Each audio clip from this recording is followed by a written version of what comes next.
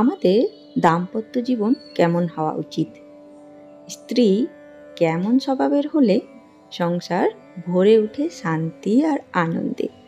চলুন আজকের আলোচনায় আমরা জানব সেই চিরন্তন সত্য।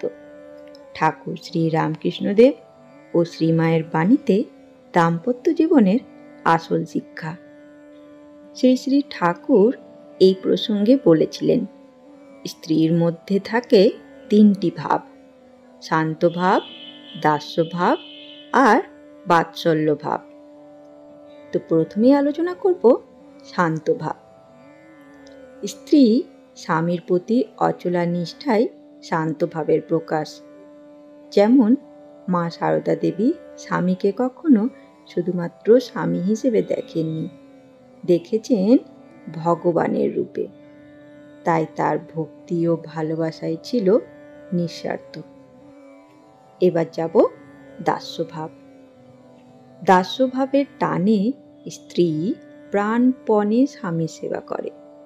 শ্রীমায়ের জীবনে আমরা দেখেছি, ঠাকুরের প্রতিটি প্রয়োজনের জন্য তিনি ছিলেন সর্বদা প্রস্তুত।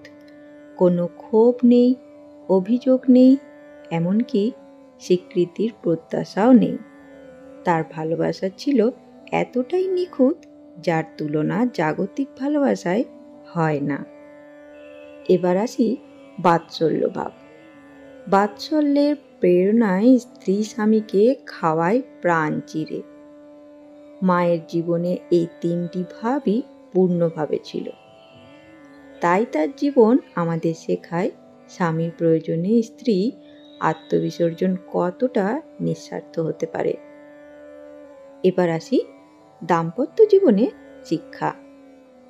মা একবার এক ভক্তকে উপদেশ দিয়েছিলেন, স্বামীর সঙ্গে গাছতলাও রাজ অট্টালিকা।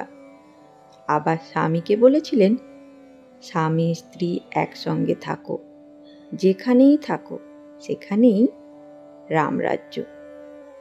শ্রীমায়ের দৃষ্টিতে দাম্পত্য ছিল এক অবিচ্ছেদ্য পবিত্র বন্ধন। তিনি বলতেন, স্বামী স্ত্রীর সম্পর্ক তখনই আনন্দময় হয় যখন তারা পরস্পরের জন্য স্বার্থত্যাগের মধ্যে সুখ খুঁজে পান। হিসেব করেন না কে কাকে কতটা দিলেন। চলুন এবারে জানি আদর্শ গৃহিণী হিসেবে শ্রীমাকে। পরিবারের ভরকেন্দ্র হলেন নারী।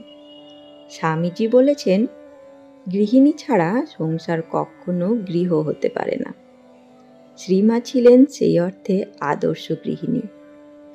ঠাকুরের তিরোধামের পর দারিদ্র্যের মুখোমুখি হয়েও তিনি হাল ছাড়েননি। নিজ হাতে মাটি কূপে সবজি ফলিয়েছেন, শতছিন্ন কাপড় জোড়া দিয়েছেন, তবুও কারোর কাছে হাত পাতেননি, অনুযোগও করেননি। তার প্রসন্ন হাসি কখনো মলিন হয়নি। শ্রীমায়ের জীবন আমাদের শিক্ষা দেয়, স্ত্রী শুধু সংসারের অঙ্গ নন, তিনি সংসারের প্রাণ। তার নিঃস্বার্থ ভালোবাসা, ত্যাগ আর সহনশীলতাই এক আদর্শ দাম্পত্য পরিবারের মূল স্তম্ভ। এই শিক্ষা শুধু এক যুগের নয়, যুগে যুগে প্রযোজ্য। আজও যদি আমরা শ্রীমায়ের দৃষ্টিতে সংসারকে দেখি, তাহলে দাম্পত্য জীবনে আসবে অনাবিল শান্তি, শ্রদ্ধা ও অটুট ভালোবাসা। তাই চলুন আমরা শ্রীমায়ের বাণীকে হৃদয়ে ধারণ করি এবং আমাদের দাম্পত্য ও পারিবারিক জীবনে তা প্রয়োগ করার চেষ্টা করি। ধন্যবাদ। জয় ঠাকুর, জয় মা। বন্ধুরা, আজকের এই বাণী যদি আপনাদের মন ছুঁয়ে যায়, তাহলে অবশ্যই বন্ধুদের সাথে শেয়ার করে দেবেন। আর চ্যানেলে প্রথমবার আসলে চ্যানেলটিকে সাবস্ক্রাইব করার অনুরোধ রইল, যাতে ঠাকুর, মা ও স্বামীজির বাণী আপনার কাছে সবার প্রথমে পৌঁছে যায়। ধন্যবাদ।